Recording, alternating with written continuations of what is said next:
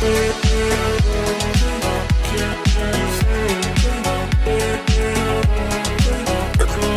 Students, welcome to फ्यूके education. मेरा नाम है आकाश रजक और आज हम स्टार्ट करेंगे एमसीक्यूज चैप्टर 5 जो कि चैप्टर ऑर्गेनाइजिंग के। इससे पहले हमने प्लानिंग चैप्टर को कवर किया है, बिजनेस एनवायरनमेंट को, प्रिंसिपल ऑफ मैनेजमेंट को और nature and significance of management को। तो इससे पहले हमने लगभग चारों चैप्टर्स के आपके एमसीक्यूज, लॉन्ग आंसर्स और शॉर्ट आंसर्स डाले हुए अपने चैनल पे। यदि आपने उसको नहीं देखे हैं तो पहले आप उनको देखें ताकि आपको एक सीक्वेंशियल पढ़ाई करने में मदद मिले। तो पहला हमारा जो क्वेश्चन है ऑर्गेनाइजिंग से रिलेटेड, तो ऑर्गेनाइजिंग का मतलब क्या होता है।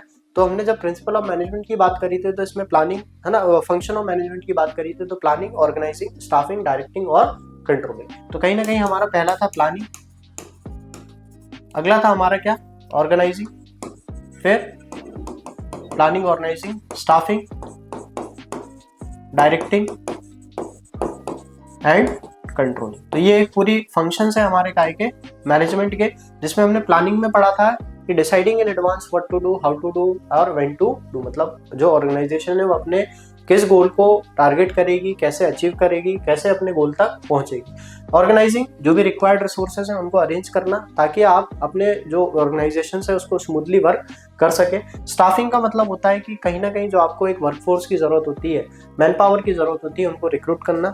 डायरेक्टिंग का मतलब होता है जब हम उन वर्कफोर्स को रिक्रूट कर लेते हैं तो उनको प्रॉपर काम बताना और उस काम को देखना और एक रिपोर्टिंग रिलेशनशिप एस्टेब्लिश करना ताकि वो जो काम उनको मिला हुआ है वो सही तरीके से कर रहे हैं कि नहीं कर रहे हैं। और कंट्रोलिंग में हमें ये देखना कि हमने जो प्लान करा था उस प्लान के अकॉर्डिंगली हमारी परफॉर्मेंस क्या है और वो परफॉर्मेंस हमारे गोल्स को अचीव करने में हेल्प करती है कि नहीं करती। यदि कोई डेविएशन है तो उसको करेक्ट करना ताकि इन फ्यूचर हम अपने गोल्स को सही तरीके से अचीव कर सके। तो एक थोड़ा सा इंट्रोडक्शन था, है ना।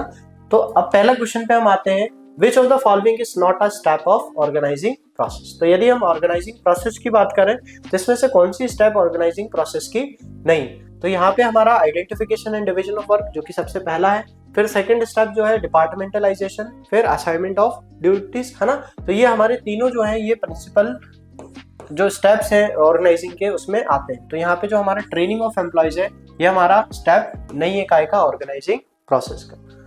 नेक्स्ट जो हमारा क्वेश्चन है, which principle of organising advocates that there should be only one superior for every employee, है ना। तो कहीं ना कहीं ऑर्गेनाइजिंग में एक ही सुपीरियर एक ही एम्प्लॉयज के लिए होना चाहिए। तो ये कहीं ना कहीं यूनिटी ऑफ कमांड हमें बताता है, क्योंकि सिंपल है, यदि आपने ऑर्गेनाइजेशंस में एक से ज्यादा बॉस रखे या किसी को यही क्लियर नहीं है कि उसको किसको जाके रिपोर्ट करना है, मतलब एक एस्टैब्लिशिंग रिपोर्टिंग रिलेशनशिप हमने क्रिएट नहीं करा, तो कहीं ना कहीं क्या होगा, जो एम्प्लॉयज वर्क कर रहा है वो अपने काम को पूरा करने के बाद किसको जाके क्या करेगा, रिस्पॉन्स करेगा या किसको जाके रिपोर्ट करेगा, ये क्लियर नहीं हो। तो यूनिटी ऑफ कमांड उस चीज को हटाता है। इसमें क्या होता है, जो एक सुपीरियर होता है उसी को वही क्या करता है, कमांड देता है, वही क्या करता है, वर्क करवाता है, और जो एम्प्लॉयज है वो किसको जाके कम्युनिकेट करते हैं, रिपोर्ट करते हैं, वो उसी बॉस को कम्युनिकेट या रिपोर्ट करते हैं। नेक्स्ट है the grouping of similar activities into unit is called, है ना। अब सिंपल है, सिमिलर एक्टिविटीज की बात कर रहे हैं, सिमिलर मतलब एक जैसी, और जब एक जैसी एक्टिविटीज की बात होगी तो है डेलीगेशन। डेलीगेशन का मतलब होता है ट्रांसफर, है ना, ट्रांसफर करना अथॉरिटी आपकी लोअर लेवल में, तो ये हमारा ऑप्शन नहीं होगा। डिसेंट्रलाइजेशन का मतलब होता है अथॉरिटी लेने की पावर जो है उसको लोअर लेवल पे distribute, power to lower level, है ना, हम लोअर लेवल पे पावर देते हैं डिसीजन लेने की, that is called as decentralisation. और कोऑर्डिनेशन का मतलब होता है कहीं ना कहीं जो एफर्ट्स हैं उनमें एक तरीके की यूनिटी होना, तो उस ये भी हमारा ऑप्शन नहीं हो। तो जो हमारा करेक्ट ऑप्शन है वो है डिपार्टमेंटलाइजेशन। तो कहीं ना कहीं डिपार्टमेंटलाइजेशन में हम क्या करते हैं, जो भी सिमिलर एक्टिविटी, जैसे हम बोलते हैं ना सेल्स डिपार्टमेंट, तो सेल्स डिपार्टमेंट का काम क्या है कि जो भी सेल्स से रिलेटेड चीजें होंगी वो उसको टारगेट करेगी। मार्केटिंग का काम क्या है, जो भी मार्केटिंग से रिलेटेड काम होगा वो उसको टारगेट करेगी। फाइनेंस का काम क्या होगा, जो फाइनेंस से रिलेटेड होगा। तो कहीं ना कहीं डिपार्टमेंटलाइजेशन का ही मतलब होता है कि सिमिलर एक्टिविटीज को हम एक ही जगह पे रखें। नेक्स्ट है delegation of authority involves which of the following elements. Delegation, है ना। अब डेलीगेशन मतलब आप किसको डेलीगेट करोगे, आप अथॉरिटी को डेलीगेट करोगे, आप रिस्पॉन्सिबिलिटी को डेलीगेट करोगे, अकाउंटेबिलिटी को, है ना, क्योंकि आप प्लानिंग, ऑर्गेनाइजिंग और स्टाफिंग, तो ये तो हमारे फंक्शंस हो गए मैनेजमेंट के, है ना। अथॉरिटी, अकाउंटेबिलिटी और कोऑर्डिनेशन, कोऑर्डिनेशन तो आएगा ही नहीं, क्योंकि कोऑर्डिनेशन का मतलब क्या हो गया, जो टीम में एफर्ट है उसकी यूनिटी, है ना। इसको भी आप नहीं कर सकते डेलीगेट, है ना। डेलीगेट मतलब ट्रांसफर करना अथॉरिटी। इसके अलावा अथॉरिटी, डिवीजन और सुपरविजन, तो ये भी हमारा ऑप्शन नहीं होगा। तो जो हमारा करेक्ट ऑप्शन होगा, डेलीगेशन ऑफ अथॉरिटी में क्या क्या हम डेलीगेट कर सकते हैं। अथॉरिटी का मतलब power to take decision, clear. Responsibility का मतलब है जो भी आपको काम मिला हुआ है उस काम को टाइम पे पूरा करना, रिस्पॉन्सिबिलिटी, रिस्पॉन्सिबल होना। और अकाउंटेबिलिटी का मतलब होता है जो भी आपको काम मिला उसके लिए आंसरेबल, है ना, आंसरेबल, कि इस तीनों ही चीजों को हम क्या कर सकते हैं, डेलीगेट कर सकते हैं। नेक्स्ट हमारा जो क्वेश्चन है, which of the following is not a type of organisational structure. तो यहाँ पे यदि हम बात करें लीडरशिप स्ट्रक्चर, है ना, तो लीडरशिप स्ट्रक्चर हमारा ऑप्शन गलत, मतलब नहीं होगा। क्यों? क्योंकि फंक्शनल का मतलब होता है जब हम काम को फंक्शंस के अकॉर्डिंग क्या करते हैं, डिपार्टमेंटलाइज कर देते हैं या ऑर्गेनाइज कर देते हैं। फंक्शंस मतलब अभी हमने बात करी जैसे सेल्स, है ना, फाइनेंस, मार्केटिंग, तो ये हमारे क्या हो जाएंगे, फंक्शनल डिपार्टमेंटलाइजेशन। डिविजनल की बात करें तो डिविजनल जनरली प्रोडक्ट से रिलेटेड होता है ना। प्रोडक्ट से रिलेटेड मतलब जैसे कोई एक कंपनी है ना, वो कंपनी सोप बनाती है तो उसका जो डिवीजन होगा वो अलग होगा, है ना। वो अगर शैम्पू बनाती है तो शैम्पू का डिवीजन हो सकता है अलग हो, वो अगर अगरबत्ती बनाती है तो उसका डिवीजन हो सकता है अलग हो। तो कहीं ना कहीं डिवीजन किसके अकॉर्डिंगली होता है, प्रोडक्ट के अकॉर्डिंग। और मैट्रिक्स का मतलब होता है कि जब ऑर्गेनाइजेशन एक तरीके से दोनों ही का कॉम्बिनेशन आप कह सकते हैं, कि जब फंक्शंस और प्रोडक्ट, मतलब प्रोडक्ट जो डिविजनल स्ट्रक्चर है उसके अंदर जो फंक्शनल वर्क कर रहा है उसको एक क्रॉस मैट्रिक्स या मैट्रिक्स हम कह सकते हैं। तो लीडरशिप स्ट्रक्चर हमारा ऑर्गेनाइजेशनल स्ट्रक्चर का पार्ट नहीं होता। नेक्स्ट जो हमारा क्वेश्चन है, what is the process of interesting responsibility, है ना, and authority to subordinates called, है ना। तो कहीं ना कहीं आप जब रिस्पॉन्सिबिलिटी या अथॉरिटी किसी सबऑर्डिनेट मतलब जैसे एक एम्प्लॉयर हो गया तो ये होगा कौन, सुपीरियर, और एक हो गया एम्प्लॉय, ये एम्प्लॉय होगा कौन, ये होगा सबऑर्डिनेट। तो कहीं ना कहीं आप क्या कर रहे हो, ये जो काम है सबऑर्डिनेट को ट्रांसफर कर रहे हो, है ना। तो ये सबऑर्डिनेट को काम ट्रांसफर करने को ही हम क्या बोलते हैं, डेलीगेशन के, है ना। डिसेंट्रलाइजेशन पावर को डिस्ट्रीब्यूट करने को बोलते हैं। सुपरविजन इज वॉचिंग, है ना, समवन, जैसे कोई काम कर रहा है तो उसको देखना। कोऑर्डिनेशन का मीन्स होता है कि आपस में मिलके एक तरीके से जो एफर्ट्स है उनमें यूनिटी लाना, उनमें एक सिंक्रोनाइजेशन लाना, उनमें एकता लेके आना, यूनिटी लेके आना, ताकि हम अपने गोल्स को अचीव कर सके। तो कहीं ना कहीं डेलीगेशन का ही मतलब क्या होता है कि अथॉरिटी या रिस्पॉन्सिबिलिटी को सबऑर्डिनेट लेवल पे इंटरेस्ट करना या ट्रांसफर, क्लियर। नेक्स्ट हमारा जो क्वेश्चन है, divisional structure is most suitable for an organisation. अब डिविजनल स्ट्रक्चर किसके लिए होगा, तो सबसे पहले हम बात करें डिविजनल की, तो अभी हमने बात कर ली फंक्शनल की। फंक्शनल का मतलब होता है काम के हिसाब से, सेल्स, मार्केटिंग, फाइनेंस, है ना। और डिविजनल की बात करें तो डिविजनल किसके अकॉर्डिंगली होता है, प्रोडक्ट के अकॉर्डिंग होता है, clear.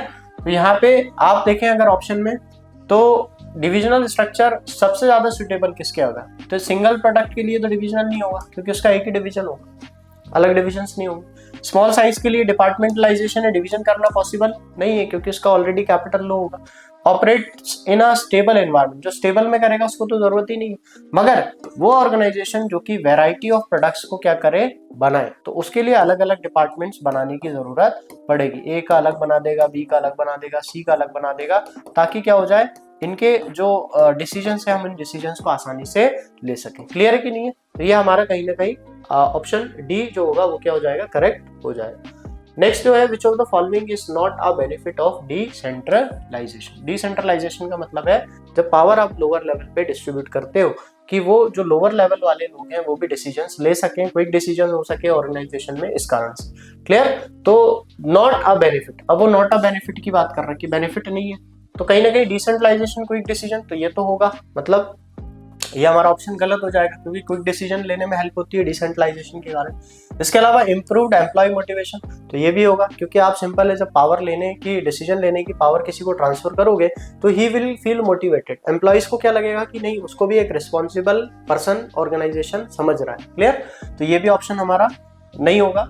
Better control by top management, है ना। अब जब डिसेंट्रलाइजेशन होगा तो टॉप मैनेजमेंट का कंट्रोल उतना नहीं रहेगा क्योंकि डिसीजंस कौन ले रहा है, लोअर लेवल ले रहा है। और reduce workload of top management, तो ये तो है, सही है ना, मतलब बेनिफिट है। तो कहीं ना कहीं हमारा जो सी ऑप्शन होगा ये हमारा ऑप्शन हो जाएगा, बेटर कंट्रोल बाय मैनेजमेंट। नहीं होगा, क्यों, क्योंकि बेटर कंट्रोल, क्योंकि डिसेंट्रलाइजेशन में जो पावर्स है वो लोअर लेवल के पास भी है, तो जो चीजें कुछ कंट्रोल करने की है वो लोअर लेवल या मिडिल लेवल भी कर रहा है जो कि पूरी तरीके से टॉप लेवल के पास नहीं है। क्लियर। नेक्स्ट हमारा जो क्वेश्चन है स्केलर चेन रेफर्स टू, है ना। स्केलर चेन का मतलब क्या हो गया आपका कि द कमांड, है ना, chain of command from the highest to the lowest. तो आप जो ये चीजें हायरार्की फॉलो करते हैं, है ना, top level, middle level, lower level, तो ये इन्फॉर्मेशन कम्युनिकेट हो रही है। तो कहीं ना कहीं ये जो इन्फॉर्मेशन कम्युनिकेट हो रही है टॉप से लोअर लेवल तक में, इसी को हम क्या बोलते हैं, स्केलर चेन बोलते हैं। नेक्स्ट हमारा which of the following statement about functional structure is false. अब फंक्शन के अकॉर्डिंग मतलब अभी हमने डिस्कस किया क्या कि फाइनेंस अलग है, सेल्स अलग है, मार्केटिंग अलग है, जिसको हम बोलते हैं फंक्शनल स्ट्रक्चर। डिविजनल मतलब प्रोडक्ट, ए प्रोडक्ट अलग डिपार्टमेंट होगा, बी का अलग डिपार्टमेंट होगा, सी का अलग डिपार्टमेंट होगा। तो ये क्या कह रहा है कि स्टेटमेंट अबाउट फंक्शनल के बारे में गलत है ना। तो इट प्रमोट्स स्पेशलाइजेशन। तो ये तो सही बात है कि अगर आप फंक्शनल के अकॉर्डिंगली डिवाइड करोगे तो कहीं ना कहीं स्पेशलाइजेशन आएगा, तो ये हमारा ऑप्शन गलत हो जाएगा। It is suitable for small organisation, है ना। तो कहीं ना कहीं फंक्शनल स्मॉल के लिए नहीं, क्योंकि स्मॉल में हम अगर अलग अलग डिपार्टमेंट बनाएंगे तो हमारी ऑपरेटिंग कॉस्ट क्या हो जाएगी, हाई हो जाएगी। क्लियर। और स्मॉल ऑर्गेनाइजेशन में वर्कर्स भी कम होते हैं, लोड भी कम रहता है, और कहीं ना कहीं जो उनका कैपिटल इन्फ्यूज जो होता है बिजनेस में वो भी लो होता है। तो ये जो हमारा ऑप्शन कहीं ना कहीं ये हमारा सही हो जाएगा। सी नहीं होगा हमारा करेक्ट, क्योंकि कोऑर्डिनेशन बिटवीन डिपार्टमेंट में बिकम डिफिकल्ट, है ना। तो ये तो है ही नहीं, ये तो सही है मतलब, है ना। It is based on the functions perform मतलब जो भी वो सेल्स, है ना, मार्केटिंग या जो भी चीजें हैं उनके हिसाब से अपने काम को कर रहे हैं। तो फॉल्स अगर हमारे बात करता है तो हमारा जो ऑप्शन बी होगा वो क्या हो जाएगा, करेक्ट ऑप्शन हो जाएगा। तो ये हमारे टोटल 10 एमसीक्यूज क्वेश्चन थे, है ना, जो कि आपके एग्जाम पॉइंट ऑफ व्यू से काफी इंपॉर्टेंट होने वाले हैं। और भी ऐसे ही नॉलेजेबल वीडियोस के लिए आप चैनल से जुड़े रहें। यदि नए हैं तो आप चैनल को सब्सक्राइब करें, ताकि ऐसे ही नॉलेजेबल और इन्फॉर्मेटिव वीडियोस आपके लिए हम लेके आते रहें। Thank you.